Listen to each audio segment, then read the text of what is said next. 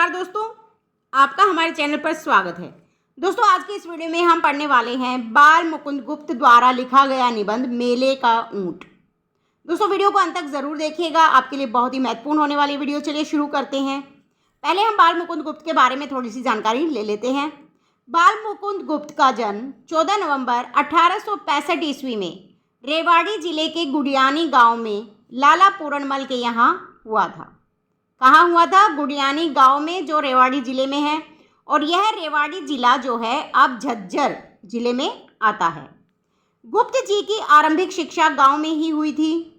अपने दादा और पिता के देहांत के बाद उन्हें अपनी पढ़ाई अधूरी छोड़नी पड़ी। गुप्त जी द्विवेदी युगीन साहित्यकारों में महत्वपूर्ण स्थान रखते हैं। वह भारतेंदु युग और द्विवेदी युग को जोड़ने वाली कड़ी हैं। वे अच्छे कवि, अनुवादक, निबंधकार और कुशल संपादक हैं। उर्दू भाषा पर पूर्ण अधिकार होने के फलस्वरूप वे अखबार चुनार के संपादक नियुक्त हो गए। 1907 ईस्वी में 42 वर्ष की अल्पायु में इनका निधन हो गया था। किस वर्ष इनका जन्म हुआ था? 1865 ईस्वी में। और मृत्यु कब हुई थी? 1907 में, जब ये केवल 42 वर्ष के थे।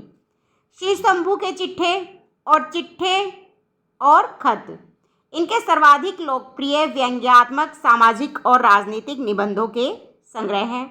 1905 में बाल मुकुंद गुप्त निबंधावली शीर्षक में इनके निबंधों का संग्रह भी प्रकाशित हुआ। चलिए आप पढ़ते हैं इनका मेले का ऊंट। जो ये निबंध है मेले का ऊंट, यह एक प्रतीकात्मक निबंध है। यह निबंध अंग्रेजों के समय में लिखा गया था। और याद रखिए, अंग्रेजों के समय में जब निबंध लिखे जाते थे अंग्रेजों के खिलाफ, तो उन्हें अंग्रेज क्या करते थे? या तो जब्त कर लेते थे या उन्हें बैन कर देते थे और निबंधकारों पर भी प्रतिबंध लगा देते थे। और इसीलिए मुकुंद जी ने प्रतीकात्मक निबंध की रचना की थी। यह निबंध आज भी प्रासंगिक है। अंग्रेज तो चले गए, पर अंग्रेजी मानसिकता वाले लोग छोड़ गए।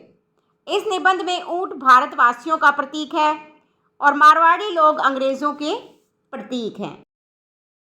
इस निबंध की शुरुआत लेखक द्वारा मोहन मेले शीर्षक का लेख पढ़ने से होती है। उन्हें लगता है कि संपादक की दृष्टि गिद्ध के जैसी होनी चाहिए, जो मेले में मौजूद हर चीज़ को देख सके। तभी उनकी दृष्टि एक ऊंट पर पड़ती है।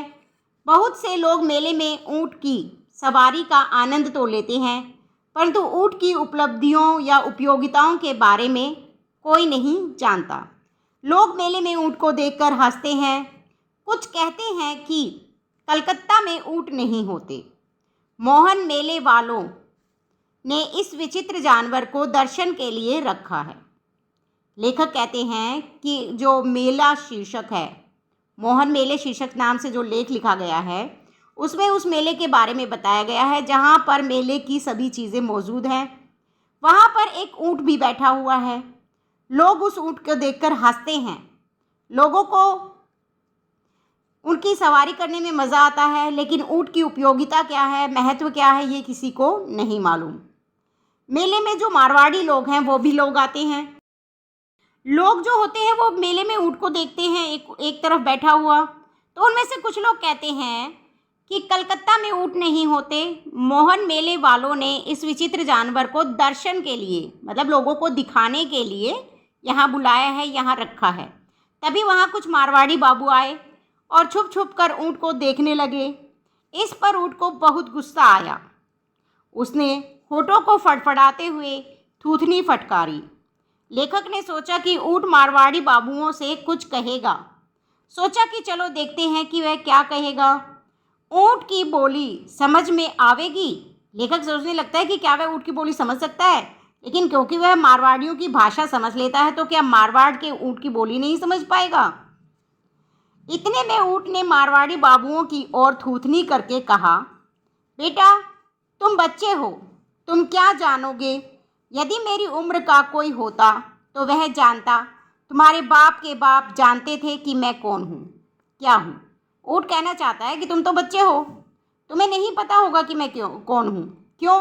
क्योंकि तुम तो आजकल रेलगाड़ी में बैठते हो, गाड़ियों में तुम्हारी सवारी होती है, लेकिन तुम्हारे बाप के जो बाप थे वो मुझे जानते हैं क्योंकि वो क्या करते थे, ऊँटों की सवारी करते थे। ऊँट आगे कहता है कि तुम मुझे क्या जानोगे, तुम तो महलों में जन्मे हो, पोतड़ों के अमीर हो, मेलों में और बहुत सारी चीज़ें हैं, तुम तो उन्हें देखो। ऊँट तुम्हारे देखने की चीज़ नहीं है, तुम स्वादिष्ट व्यंजन, खेल खिलौने देखो। ऊँट उन पर व्यंग्य करता है कि तुम तो स्वादिष्ट चीज़ें देखो, खेल खिलौने देखो, हम तुम्हारे देखने की चीज़ नहीं है। ऊँट आगे कहता है कि अगर तुम्हें सुनने की फुर्सत हो तो मैं तुम्हें सुनाना चाहता हूँ। क्या सुनाना चाहता है? वह अपने बारे में बताना चाहता है। वह उन्हें कहता है कि आज तुम जिन विलायती फिटिन टमटम पर चढ़ कर निकलते हो, घूमते हो, वे तुम्हारे पास सदा से नहीं थे। ये सब चीज़ें बहुत बाद में प्राप्त हुई हैं। ऊँट उन्हें कहता है कि जिन गाड़ियों पर बैठकर तुम आते हो, ये तुम्हें सदा से नहीं मिले हुए हैं। तुम्हारे जो बाप दादा थे वो हमारे ऊपर बैठकर सवारी करते थे। तुम्हारे पूर्वज ऊँटों पर ही बैठकर मारवाड़ से कलकत्ता पहुँचे थे। जिस समय यह निबंध लिखा गया था उससे 50 साल पहले रेलें नहीं थी। मारवाड़ से मिर्ज़ापुर और मिर्ज़ापुर से रानीगंज तक ऊँट ही न जाने कितने चक्कर लगाते थे। मारवाड़ियों के पूर्वजों का घर महीनों उनकी पीठ पर ही रहता था। जो मारवाड़ी थे वे ऊँटों की पीठ पर बैठकर एक जगह से दूसरी जगह जाते थे और महीनों तक उनकी पीठ पर ही रहते थे। उनकी जो स्त्रियां थीं उनकी पीठ को ही पालकी समझती थी। मारवाड़ में ऊँट उनके द्वार पर हाजिर रहता था। कलकत्ता में यह सब नहीं हो पाता, इसीलिए वह उन्हें मेले में देखकर अपनी आंखें शीतल करने आया है। मारवाड़ियों के लिए अब भी ऊँट के मन में वात्सल्य है। पहले ऊँट क्या करते थे, मारवाड़ियों को कलकत्ता लेकर आते थे, लेकिन अब मारवाड़ी गाड़ियों से आना जाना शुरू कर दिया है।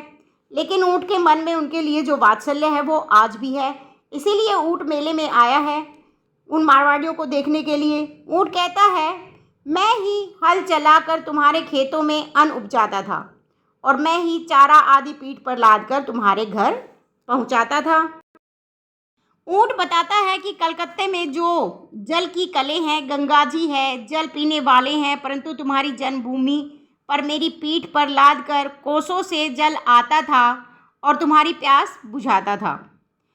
ऊँट कहना चाहता है कि आजकल तो तुम्हें जल आसानी से मिल जाता है, लेकिन पुराने ज़माने में मेरी पीठ पर ही लादकर कोसों से पानी आता था और मैं तुम्हारी प्यास बुझाता था। ऊँट पर बैठकर मारवाड़ी अब वह अनुपम सुख अनुभव करते थे जो आज मुलायम गद्दियों वाली फिटिन पर बैठकर नहीं होता है। जो पुराने मारवाड़ी थे वे ऊँट पर बैठकर बहुत सुख अनुभव करते थे। ऊँट की बलबलाहट पुराने मारवाड़ियों को जितनी प्रिय लगती थी, अपनी बीब के स्वर भी आज के मारवाड़ियों को उतने न भाते होंगे। उन्हें ऊँट के गले के जो घंटे का स्वर था, जो पुराने मारवाड़ी थे, ऊँट के गले में उस समय जो घंटा रहता था उसका जो स्वर था सब बाजों से मधुर लगता था। फोक के जंगल में ऊँट को चरते देख पुराने मारवाड़ी उतने प्रसन्न होते थे जितना आज के भंग पीकर और ताश खेलकर होते हैं। वे कहना चाहते हैं कि जो आज के नए मारवाड़ी हैं वो भंग पीकर ताश खेलकर जितना प्रसन्न होते थे, फोक के जंगल में ऊँट को चरते देखकर उतने ही पुराने मारवाड़ी भी खुश होते थे। अब भंग की निंदा सुनकर लेखक चौंक गया। उसने ऊँट से कहा कि वह बलबलाना बंद कर दे, जमाना बदल गया है। वह कहता है कि अब जमाना बदल गया है, तुम्हें बलबलाना बंद करना होगा। पेड़ों की छाल और पत्तों से तन ढकने वाले जो लोग थे वह अब कपड़ा मिलों के मालिक हैं। सिर पर गठरी ढोने वाली संतानें पहले दर्जे की अमीर हैं। कहते हैं कि समय बदल गया है। जो लोग सिर पर गठरी धोते थे, मजदूरी करते थे, अब वे अव्वल नंबर के दर्जे के अमीर हो गए हैं। और जो पेड़ों की छाल और पत्तों से तन ढकते थे वो कपड़ा मिलों के मालिक हो गए हैं। मतलब समय बदल गया है। इसलिए ये ज़रूरी नहीं है कि ऊँट पर चलने वालों की संतान सदा ऊँट पर चले। यह तो कोई बात नहीं है। तुम्हें खबर नहीं है कि अब मारवाड़ियों ने एसोसिएशन बना ली है। अधिक बिलबिलाओगे तो वे मारवाड़ से निकलवा देंगे। अगर तुम ज़्यादा बिलबिलाओगे, बकबक करोगे तो मारवाड़ी जो है वो तुम्हें बाहर निकाल सकते हैं। अतः तुम उनका गुणगान करो ताकि वे तुम्हारे हक को समझें। यदि तुम ऐसा करोगे तो जिस प्रकार लॉर्ड कर्जन ने ब्लैक होल को संगमरमर में मढ़वा कर शानदार बना दिया है, उसी प्रकार मारवाड़ी भी ऊँट के लिए मखमली जरी की गद्दियाँ, हीरे पन्ने की नकेल और सोने की घंटियाँ बनाकर उसका सम्मान करेंगे। तो ये तो दोस्तों मेले का ऊँट। इसमें जो लेखक है वह प्रतीकात्मक निबंध लिखता है और वह बताना चाहता है कि जिस तरह से ऊँट कौन है? भारतवासी। और जो मारवाड़ी है वो कौन है? अंग्रेज़ जब भारत में आए थे तो उनके पास कुछ नहीं था, वे भारतीय राजाओं के माध्यम से ही व्यापार करते थे। लेकिन धीरे धीरे उनके पास सब कुछ आने लगा, सुख सुविधाएं भी उन्हें मिलने लगी, सामान भी हो गया और वो हमारे देश पर राज्य करने लग गए। और ऐसे में वो जैसे आए थे उस स्थिति को भूल जाते हैं, जैसे मारवाड़ी ऊँट की उपयोगिता को भूल जाते हैं। दोस्तों वीडियो अच्छी लगी है तो लाइक शेयर ज़रूर कीजिएगा। यदि आप हमारे चैनल पर नए हैं तो चैनल को सब्सक्राइब कर लीजिए, बेल आइकन प्रेस कर लीजिए ताकि अगली वीडियो का नोटिफिकेशन आप तक पहुंच सके। धन्यवाद।